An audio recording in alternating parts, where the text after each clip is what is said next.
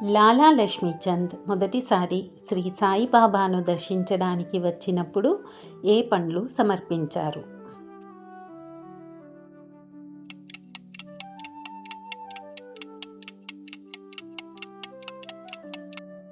Answer జామ పండ్లు.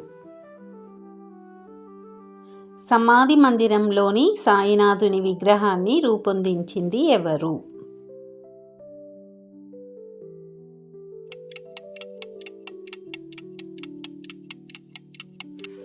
Answer Balaji Vasantrao తాలీము.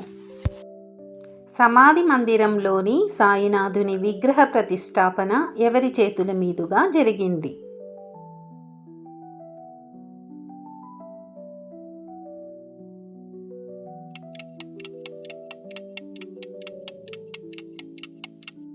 Answer స్వామి సాయి చరణ్ ఆనందజీ.